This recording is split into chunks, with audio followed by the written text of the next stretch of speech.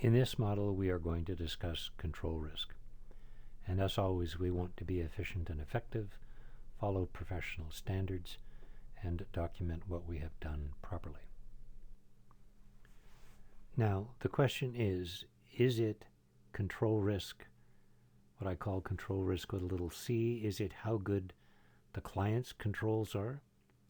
Or is it control risk from the auditor, how good has audit testing proved controls to be? And in this case, control risk is kind of the same as detection risk. Detection risk is how good our substantive tests are, how much evidence they've provided, and control risk A is how much evidence our control tests have provided.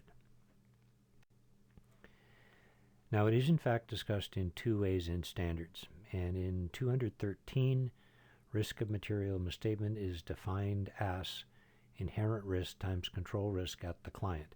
In other words, that's risk of material misstatement at the client. After the client's controls and the inherent risk that's inherently risky at the client, they define that as the product of inherent risk and control risk. Now, if control risk is, of course, the client's control risk is independent of the audit.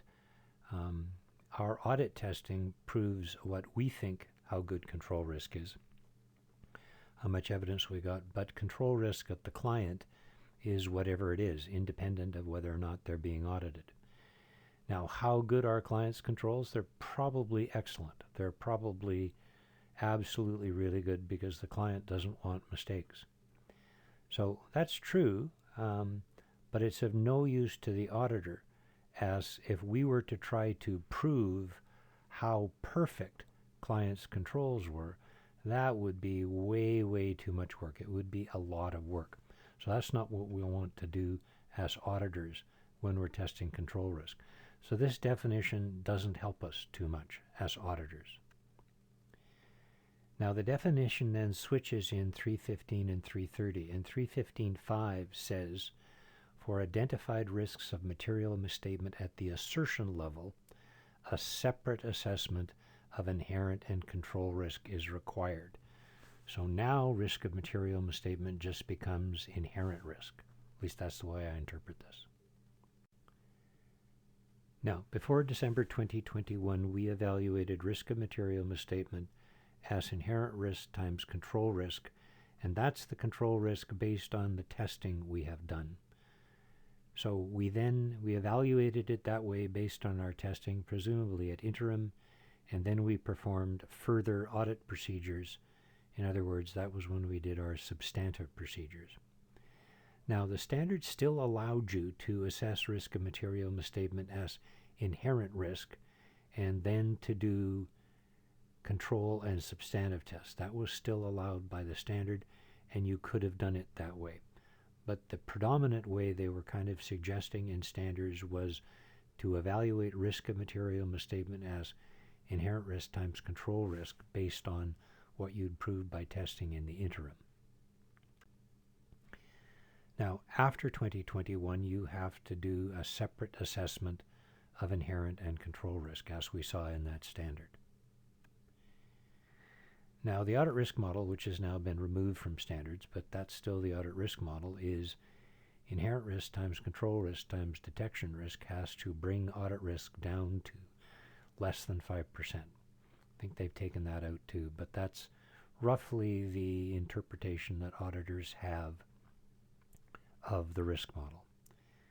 So you either assess risk of material misstatement as inherent risk times control risk, and you did that the old way after testing controls.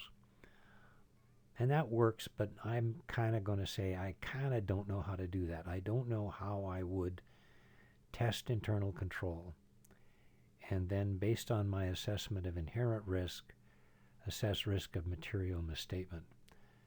Kind of sounds too complicated to me. I like to assess each separately, and then I can do the math separately. So that works. Or you can now assess inherent risk, control risk, and detection risk, and that is certainly the new way, and that was also allowed under the old standards. So maybe to understand this, if risk of material misstatement is inherent risk times control risk as determined by the auditor, and if audit risk is risk of material misstatement times detection risk, then of course audit risk is inherent risk times control risk times detection risk. And like I say, I understand that better. So I guess mathematically the old way and the new way are identical. It's just that under the new way we have to do a separate assessment of inherent and control risk. So if you were doing it the old way and only had an assessment of risk of material misstatement and detection risk, you're going to have to change it. Now, the risk model again, inherent risk times control risk times detection risk. Both control risk and detection risk are proved by testing. Inherent risk is assessed. Based on our risk assessment procedures, we determine inherent risk, and we determine inherent risk before an assumption about how good clients' controls are. Now, control risk is operating effectiveness test number 1 times operating effectiveness test number 2, and so on and so forth. And detection risk is substantive test 1 times substantive test 2, and so forth. So we need to evaluate, as we're doing our audit, how good each control test is and how good each substantive test is and how much evidence they provide and or how much they reduce risk. And we need to do that math either in our heads or explicitly. Now the old standard kind of focused on interim and year-end. And after interim you assessed risk of material misstatement and then did further testing at year-end. And of course interim tests tend to be tests of control. You do have to update them to year-end, but then you set risk of material misstatement as inherent risk times control risk. What that doesn't allow is further testing of control at year-end. Perhaps you have another type of control and you think, you know what, based on what I did at interim, there is an additional test of control I wish to do at year-end along with substantive tests. And I guess you then could have at year-end revised your assessment of risk of material misstatement based on additional control tests at year-end.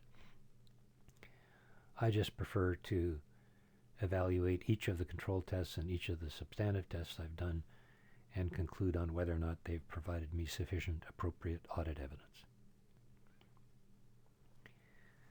Now the other thing we have to do is be careful with what a good control is.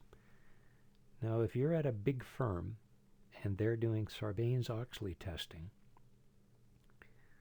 the definition of what a control is has kind of been elevated, and things that perhaps in a smaller firm and in a smaller client we called a control, a Sarbanes-Oxley expert might perhaps disagree with you. And so, for instance, they would say that a bank reconciliation is a procedure, not a control. And it doesn't become a control until it is reviewed and reviewed well, not just reviewed by somebody initialing it, but perhaps several sets of reviews. So we find that the client organization is really taking a close look at the bank reconciliation. And there are a lot of different ways of doing it. My preference actually is not to look at initials because someone could initial it without looking at it. There are other ways of doing that. So either works. In the first case, you're going to need some kind of idea how good clients' controls are. Typically, they're very good. In the sales, receivables, receipts, purchases, payables, payments, payable, inventory, clients tend to have good controls because they want to maintain good control over those areas. Now, if we don't understand about how good clients' controls are somehow or other at the planning stage, at the risk assessment procedure stage, we're going to waste a lot of time testing bad controls. And we're going to test controls that don't work terribly well and then take a lot of time and then go, well, that didn't give me any evidence. Now, we have to assess inherent risk either way, so it doesn't matter anymore. And I guess the other thing is when we find risk of material misstatement, inherent risk, is high, often that's because there are no client controls. So when risk of material misstatement or inherent risk is high, there are no controls. We can't test them.